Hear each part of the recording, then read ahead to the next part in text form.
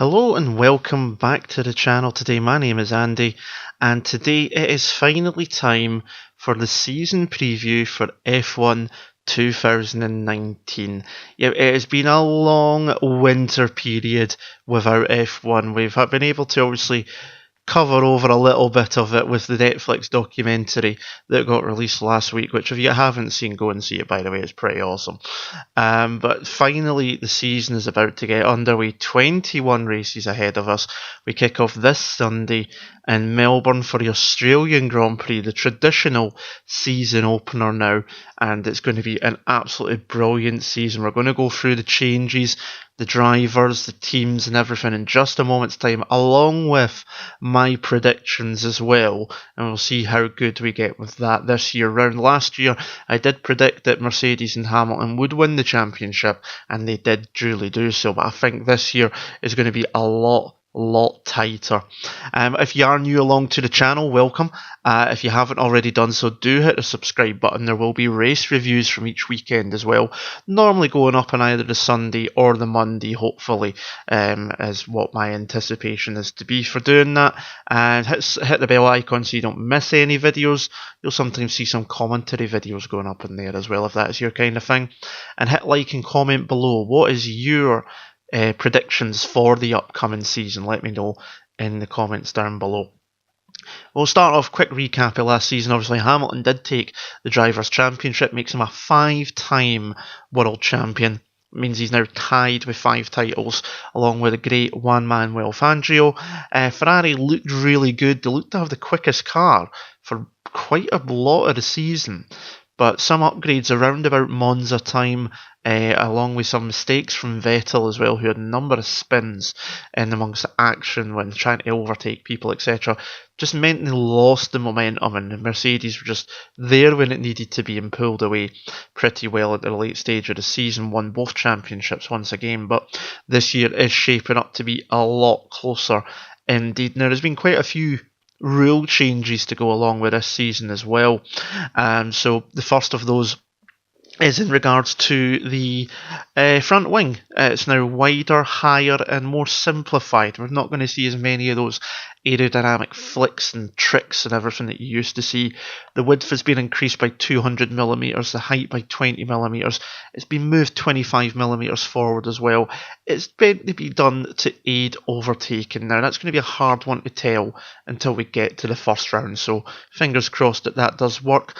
Other things that have been done to try and help with that as well as the barge boards to the side have been made smaller, have been repositioned. The rear wing now is 200mm higher, it's 100mm wider, and that's to push the wake, the aerodynamic wake from the car behind in front higher into the air so it doesn't affect the car behind as much, again trying to aid the overtaking. And the DRS opening is now 20mm wider, which should make it somewhere around about 25% more powerful than it was last season. I can see that being a bit too powerful at some circuits, however. That's my only worry with that one. The brake ducts have been simplified again. This is something the team's really pushed on to aid the wake off the car as well, so that's been simplified to try and again help overtaking and to minimise the wake to the car behind.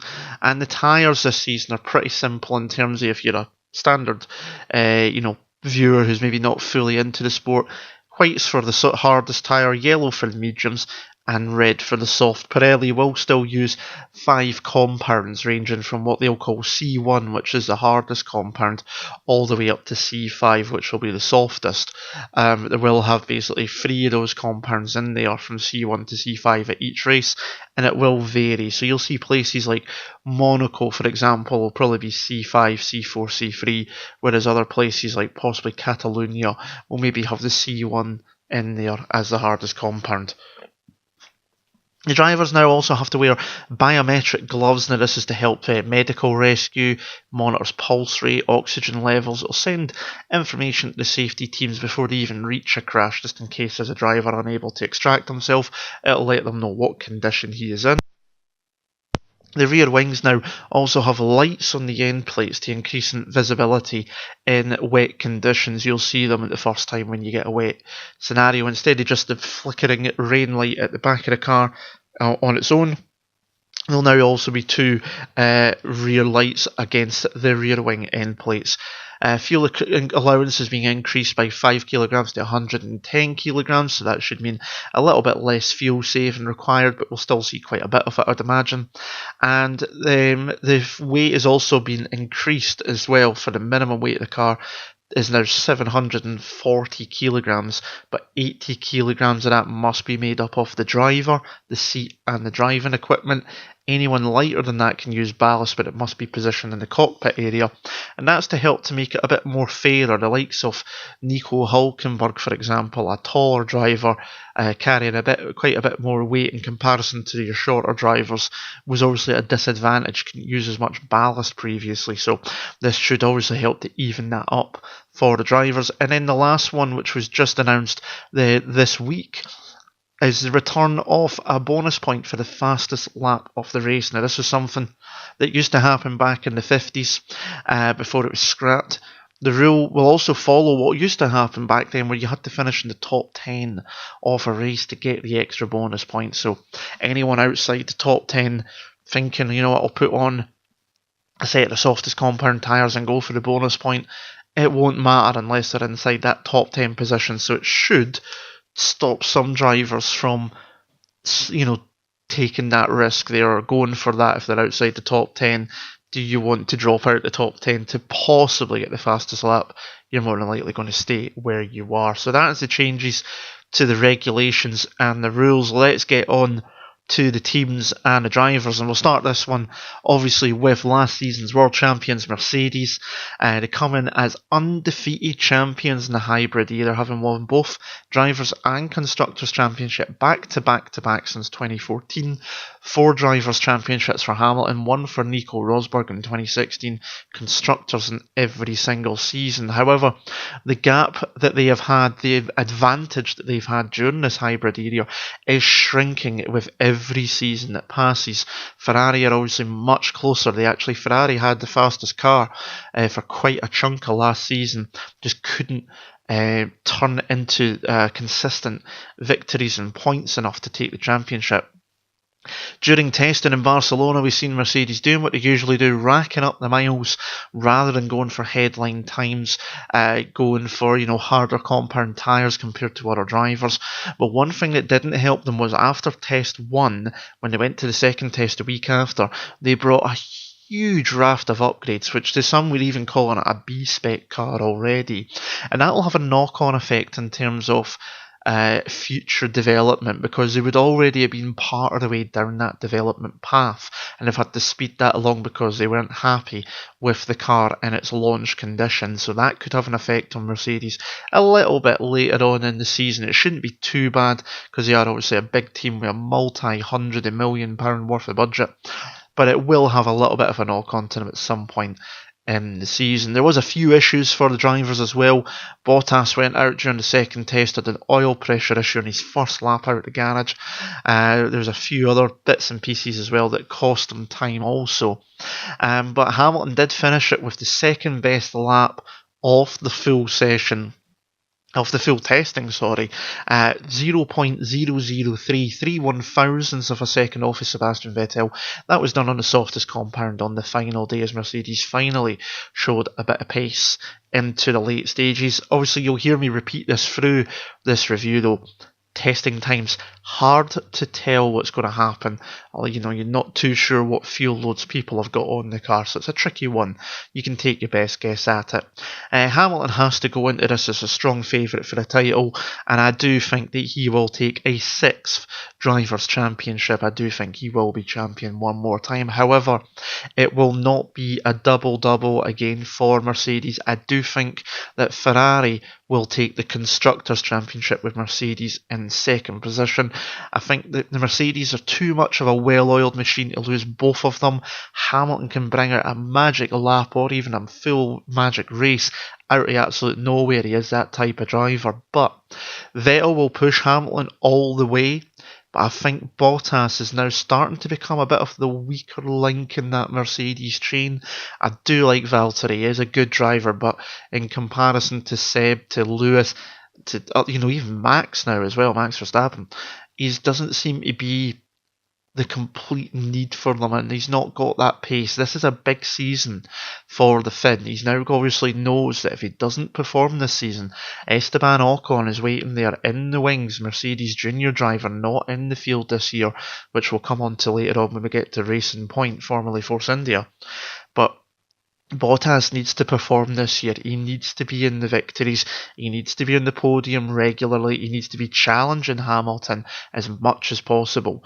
If he doesn't do that, he could see himself out of this prize seat for 2020. So it's a big, big year for Valtteri.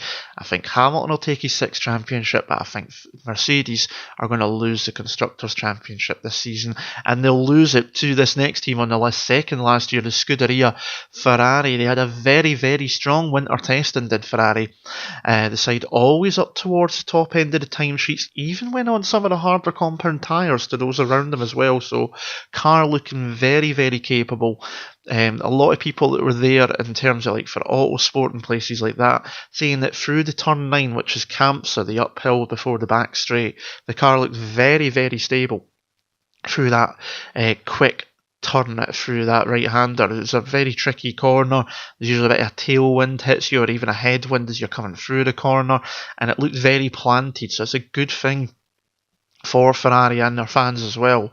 The car was capable of doing 1:16s if you took the best sector times at testing from Vettel and from Leclerc, and the car could have done a 1:16 something. I can't remember the exact time, but it looked very quick. However, there was a couple of issues that blighted them, especially in week 2. Leclerc stopped with mechanical issues in the first day of the second test. Vettel then had a big crash at turn 3. It looked like a wheel rim failure had gone off the car. It cost the team a lot of time on both occasions due to repairs. But Vettel was fastest in the test on the final day, as I mentioned earlier on, just 3 1,000s clear off Hamilton. The interesting part for me, though, to watch with Ferrari this year is it's a big year for Vettel. He's obviously the team leader. He's no longer got Raikkonen as his wingman, shall we say, sitting there playing the team game that he can beat. He's now got Charles Leclerc, who, if you've watched through the race reviews from last year, you'll know I'm a big fan of the Monaco driver. Huge fan. I think he's going to be a Ferrari world champion. He could even be the next Ferrari world champion if Vettel doesn't get his act together. And that's the thing. Vettel needs to start making the challenge, at least for the championship, go as long as possible. He was brought into the team in 2015 to bring the glory day back to Ferrari, bring the glory days back, win championships. He's not done it yet. This is a big season for the German, 4-time champion. He's still the youngest world champion in history. But he needs to start getting this tight championship battle going. He needs to start being there at the last race of the season, battling and fighting Hamilton all the way to the flag and trying to get this victory finally. I think he's going to come up short this year, but I'm hopeful, and I do think that the challenge and the fight will go to the last round, maybe the last round at the earliest. I don't think it'll be early. I don't think it'll be Mexico. I don't think it'll be America like it has been in previous years. But the interesting part will be how Vettel deals with the up-and-coming Leclerc. He's a very quick driver. We've seen some very consistent times from him last year at Sauber. He's now the second youngest driver in Ferrari history. The youngest driver they've had since the 1960s. If I remember my history correctly, I think the youngest driver Ferrari ever had was Giancarlo Baghetti. I remember there was one, I can't remember the name, I do apologise, but he is the second youngest driver they've ever had, and taken over from Raikkonen. He's got some big shoes to fill as well, but it could be very, very interesting. I think Ferrari have the strongest lineup on the grid as well.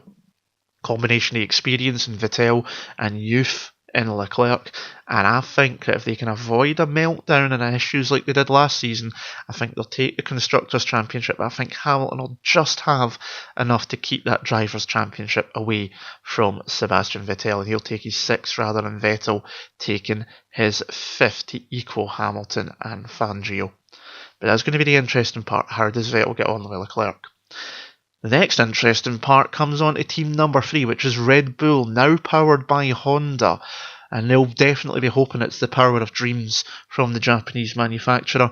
Obviously, they've seen the details now, all the ins and outs of it, because they've had a year at Honda with Toro Rosso, Red Bull's sister team, and they've taken over from Renault now after that very unacrimonious divorce from the French supplier. Again, if you've watched that Netflix documentary, Christian Horner and Renault team principal Cyril Abitol, some spicy conversations between those two. So, yeah, the Honda need to perform, but I do think they'll take a couple of victories. I think this season will be more of a development to get used to it. I don't think it will be a challenge this season.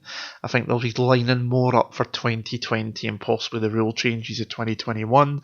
So that could be interesting. There's plenty of optimism from both the team and from Honda themselves.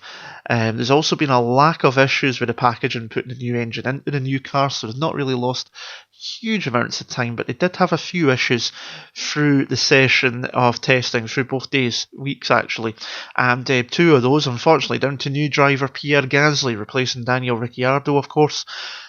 Crashed twice, the Frenchman did. Once during week 1 coming out of turn 11, and then the second one almost an exact repeat of what Brendan Hartley did in the Toro Rosso at the Spanish Grand Prix last year. Just caught the grass just before turning into the right-hander at Kamsa, and the car just pitched itself round in a near mirror image of what happened to Hartley. So that cost him a good bit of time. However, the car does look planted in the corners, as you'd expect from a Red Bull, always going to be up there with one of the best chassis on the grid. And the team claim that the Honda power unit is already at the same point that Renault was at the end of last season. Whether that's just bravado or truth, we will never know until we get them on the grid. They should still be the third best team on the grid. I don't think this season is going to be a year where they close up to Ferrari and Mercedes. I hope they do, because it would be an absolute brilliant spectacle to have the likes of Hamilton, Vettel, Verstappen, Leclerc, even if Bottas and Gasly can get up there as well, fighting it out for wins would be awesome. And the other bit is going to be interesting is how does Verstappen now handle being de facto team leader fully? Obviously last season a lot of people have said that Verstappen was already Red Bull team leader. They were obviously putting their eggs in his basket rather than with Ricciardo, which is what's seen the Aussie leave for Renault. But now he is definitely the team leader. Gasly comes into the team. Good driver, the Frenchman. We've seen some really good performances from him at Toro Rosso, but how is he going to handle, now he's got the pressure, will he be able to handle it like what Ricciardo and Verstappen have done, or will he do what happened to Kvyat where he'll have a number of issues and get demoted back down to Toro Rosso possibly, or even out of F1 altogether? So big year for the Frenchman. He's definitely got the skills for it, but can he handle the pressure? It'll be interesting. Should finish third in the Constructors' Championship.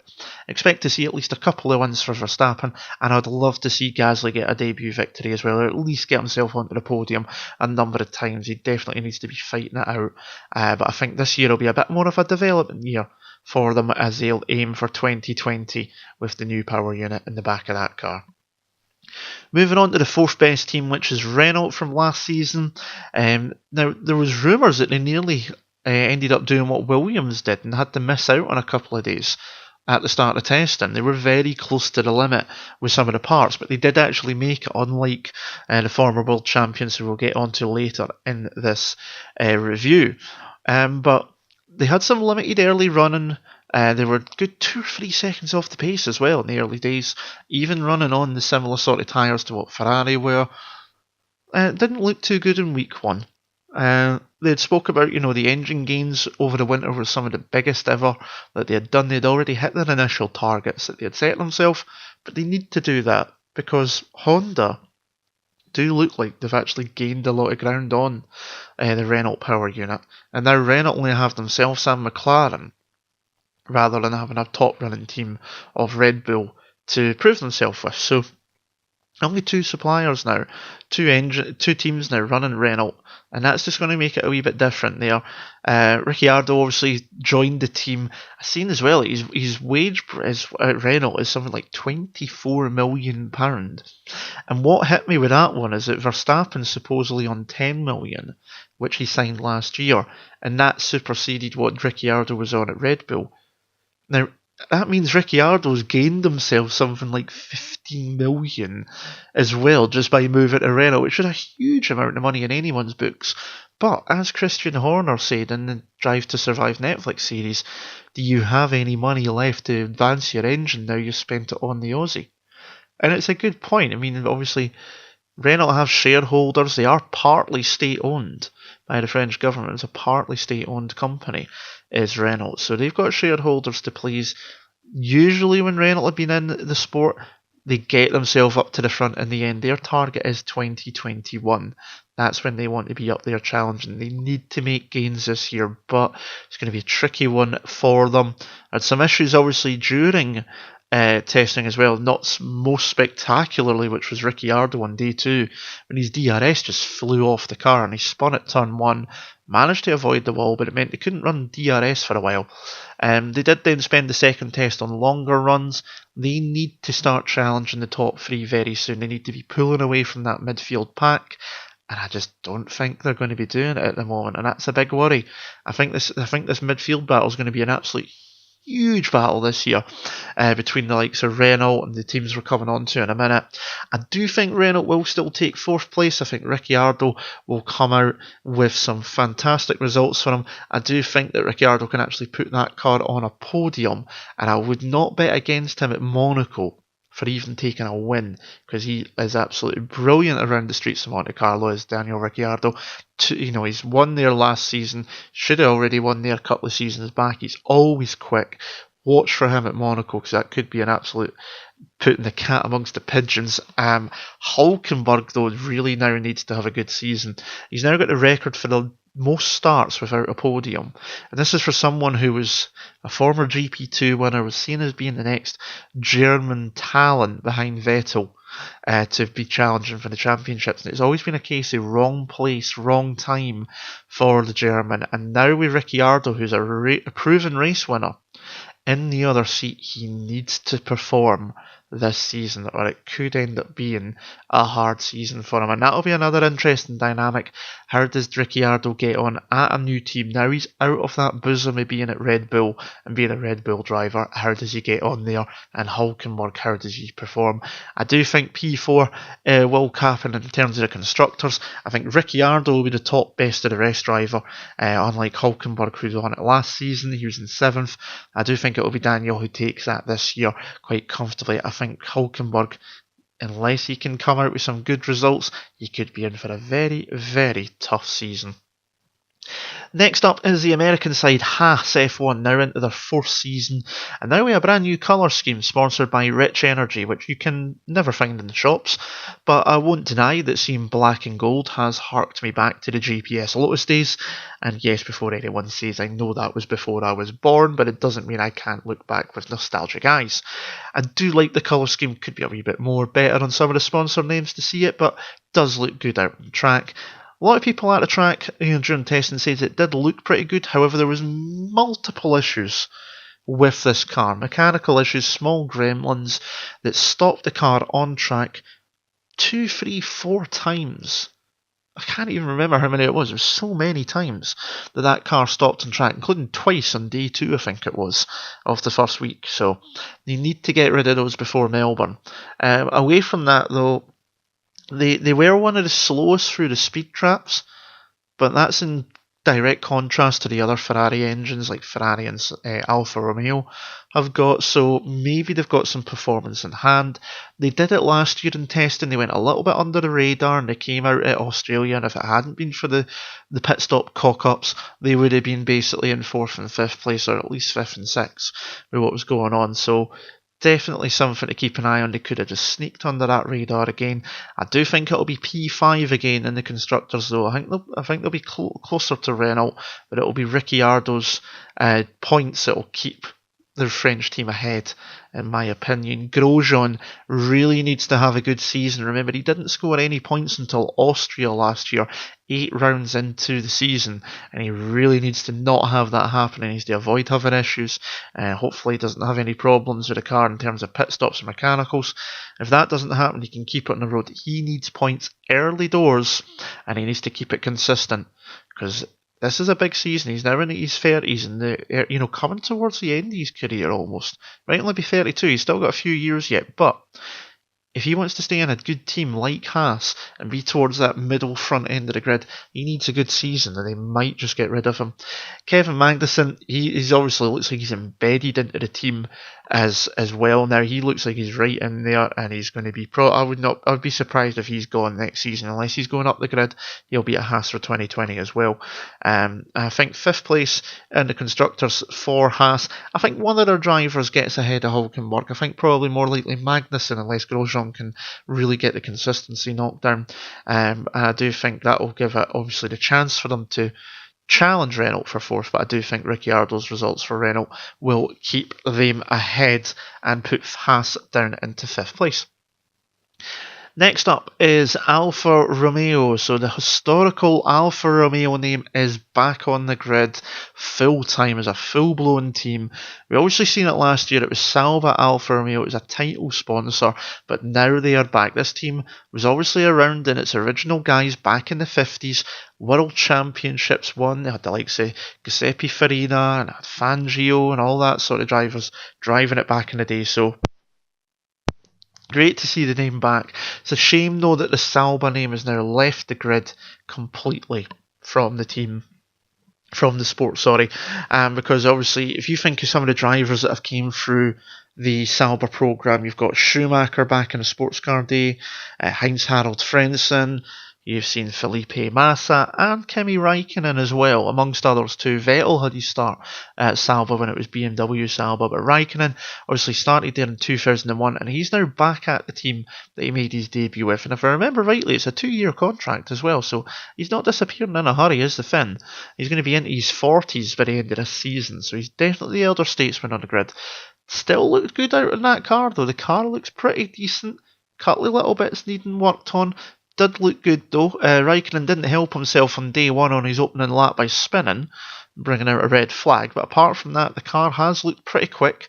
It does look strong against the rest of the midfield, especially with the likes of Renault and Haas.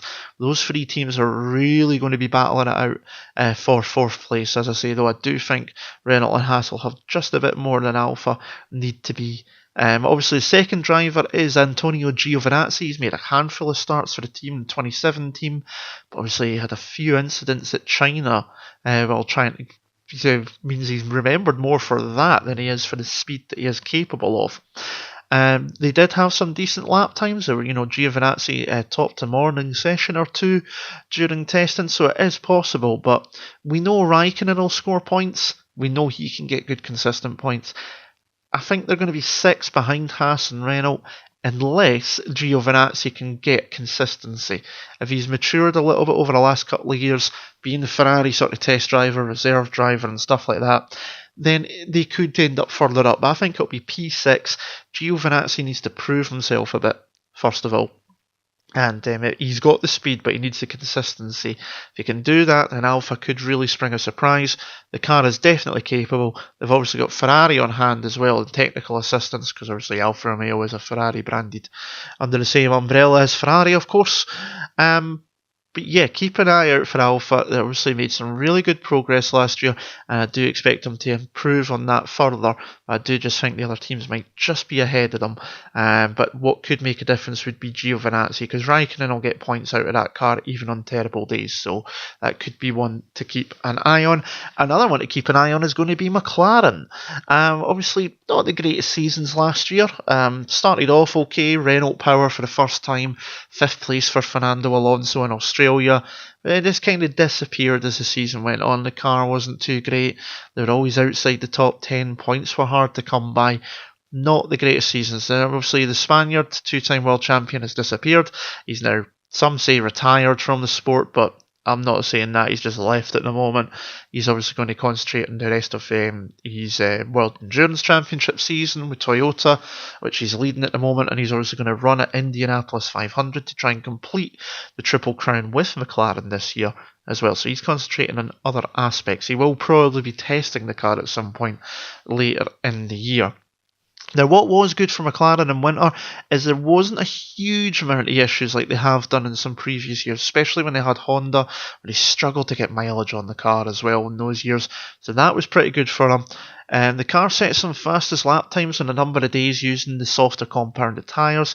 Both drivers are new to the team. Carlos Sainz and Lando Norris having good time in the cars, good number of laps, over 100 plus on some days as well. However, the fastest laps do not mask the car that seems to be missing some outright long-term pace. Some people out at the track saying that it just looked a little bit twitchy in some places. It didn't look as quick as some other cars through some of the quicker corners.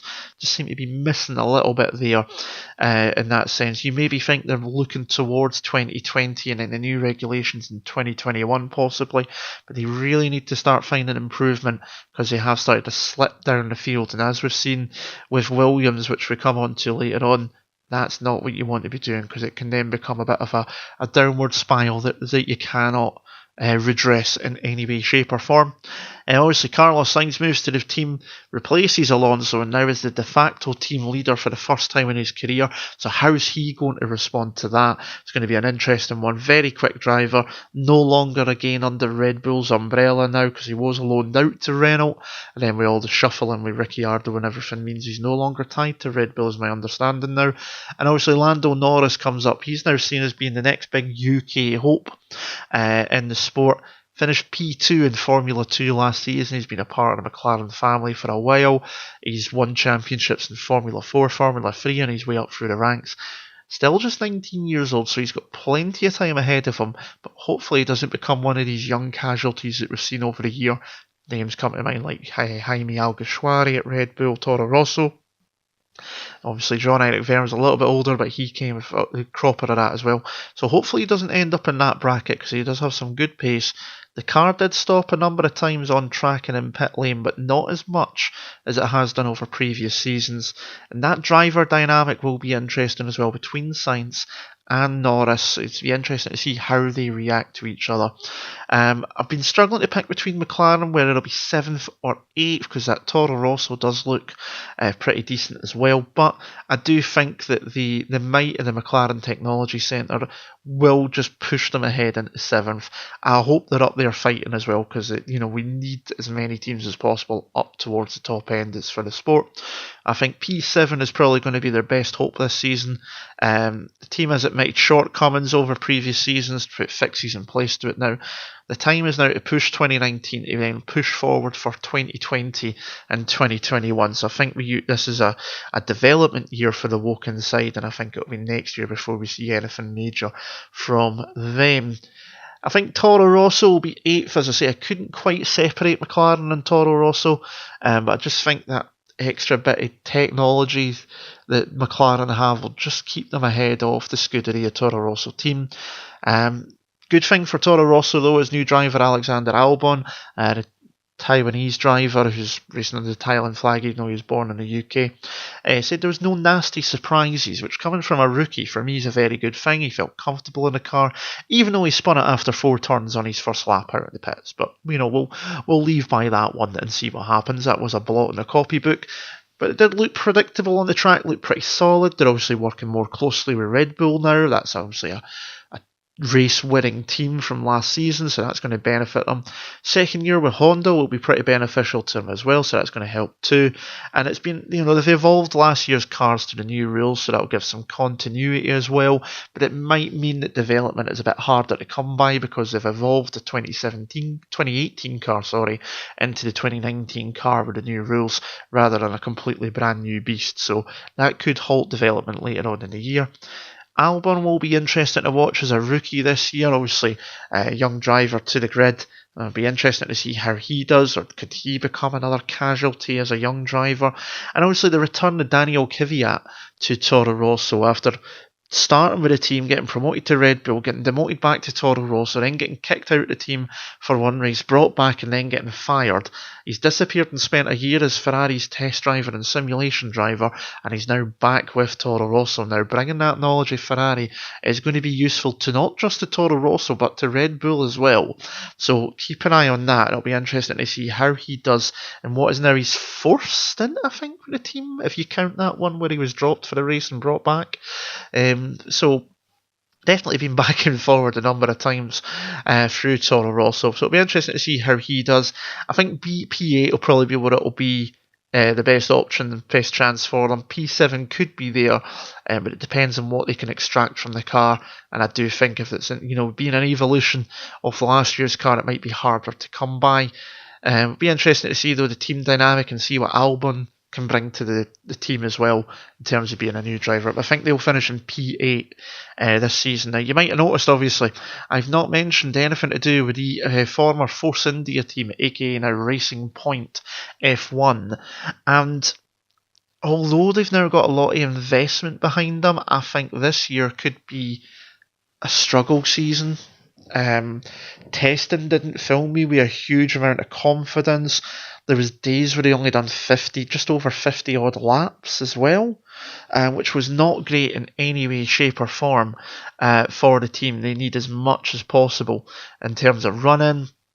They now don't need to worry about finances, and just today, as I'm recording this, I've seen a bit saying they're hoping to bring upgrades to nearly every race of the season, which is big for a midfield team. So if the upgrades can work, that could be great. The car did look quick at the end of last season, which made it very tricky for me to place them.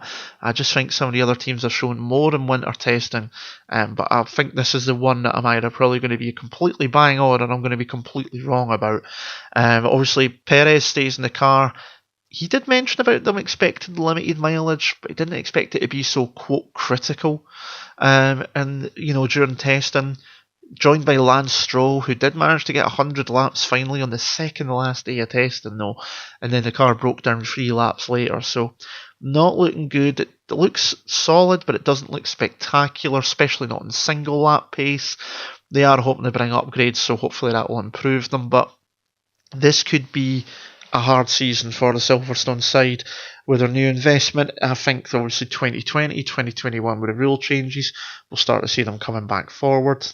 That consortium with Lawrence Stroll, Lance's dad, obviously got plenty of money behind it, so that's fine. I even heard a story that Lawrence Stroll had actually landed his helicopter on a farmer's field next to the factory and didn't move until the farmer came out and he says, "I'll buy this off you," because he wants to expand the factory. So just shows you what happens when you've got money. Can't we all wish of that? But I think 9th is going to be a tricky season for them. They're going to be aiming towards next year. Obviously, they've got the Mercedes engine still, so that obviously gives them good bits for that. We know that's powerful. And if they can bring updates that are viable and good enough, then they could spring a surprise still into the season. But I think this is going to be a tricky season, especially the first third to a quarter of the season. Something like that is going to be really tricky until the upgrades come along. Then we might start to see the proper Racing Point team. But I think this year, Perez and Stroll going to be towards the back end fighting out for the lower points, and it'll be interesting to see what Stroll can do now in a bit more of a competitive car as well. He's obviously, I was a wee bit frustrated that obviously Ocon, who's got great talent, I think he could be the next French world champion ahead of Gasly. I think that personally. I was a bit annoyed that he got dropped over Stroll. I get obviously what happens, and I'm not saying Stroll's a bad driver because he's not. He's got a great junior record as well. We all know that he's got that little bit ahead of him because obviously his dad's got the team now, so that obviously did help and put Ocon on the sidelines, but he needs to show that obviously it's not just because his dad having the team and the money that his dad's got. He now needs to start showing some proper pace as well, because if not, then the Piranhas are going to be biting at his heels as well and be basically criticising him if he doesn't. So that one is something he needs to keep an eye on. And it'll be interesting to see how he does. Now, we move on. I said it last year, I was really worried about Williams. And, well, I think it was 7 points in the Constructors' Championship, I think proved me right. I'm really, really, really worried this season. about Williams. Former champions, team that I really liked when I was growing up. The iconic blue and white Rothmans and the blue, white, yellow, and red with a cannon. It's just iconic cars, always at the front. And this is a team that's really, really struggling now, and shown even worse by the fact that they missed the first 2 and a bit days of testing because the car wasn't ready. And for a team that like Williams, with the factory they've got, that's not great. Paddy Lowe, technical director, is now on gardening leave because of this. But again, to me, there's more to it than just Paddy Lowe. There's something more internal. This is now a number of years the Williams have been slipping back even further and further. The car didn't look too entirely quick either. They got some pace in it towards the end, but again, if that was on low fuel runs, that's not going to be looking good at all. There wasn't too many issues once they did get it out on track, which was helpful, but a lack of spares meant that they actually had to curtail some of the running in case they wore out the parts, because they didn't have the parts to do it, which meant, like Kubica, who's obviously rejoined one of the fairy tale stories of this year coming in, he was doing long runs, but it had to be stop-start at times because of the fact that he couldn't run as long as he wanted due to the lack of spares. Wear and tears and all that sort of. So it's very frustrating. Kubica's even said he's only 20% ready for the first race on his return. Remember, he's not raced in F1 since 2011 when he was at Renault back then, and then obviously had that horrible accident while rallying in Italy, which obviously nearly took his hand off, nearly cost him his life. And so it's fairy tale to see him back in the car. Really happy to see him back in the car. But I think in this car, even someone as talented as the Pole is going to really struggle to show what he can do. Another one that's going to struggle despite his talent is the newcomer to the team, which is George Russell. Comes in as Formula 2 champion, got plenty of backing from Mercedes, as we know, but he could struggle to show his full potential in what is looking like being an uncompetitive car for the team.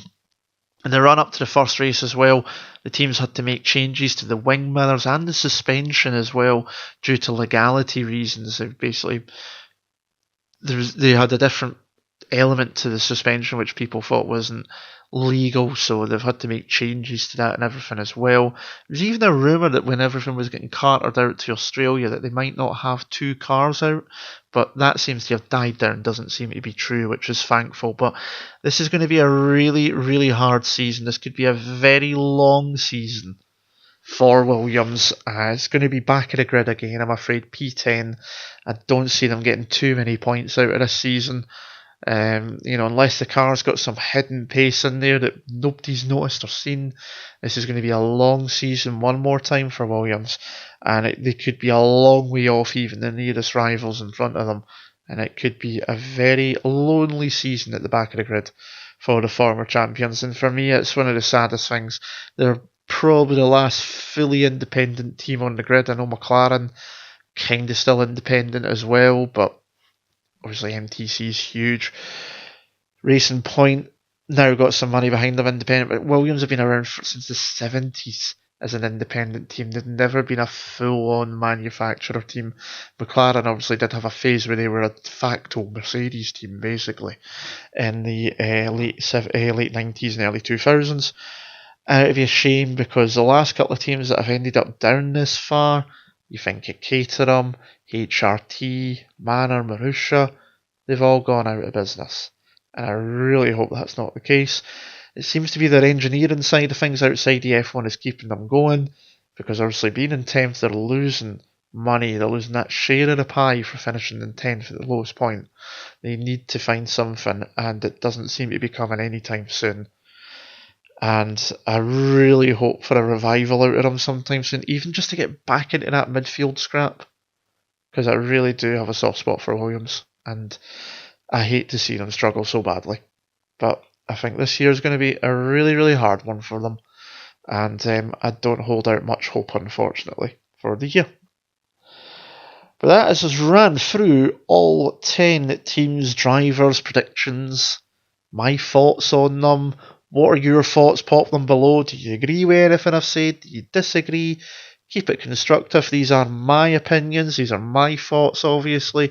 You may not agree with them, but obviously everyone's got an opinion, and these are mine, and I'm obviously sharing with them, and I'm happy to do so, and I'm happy that you've listened along and enjoyed me sharing the thoughts along with you. But pop below what your thoughts are. As I say, if you haven't hit subscribe, do hit it, because I'll obviously be putting up race reviews of every race as well.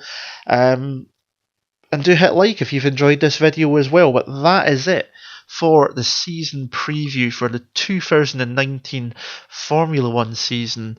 My name is Andy. Until next time, I will see you again soon. Take care, and until then, all the best. Ta-ra.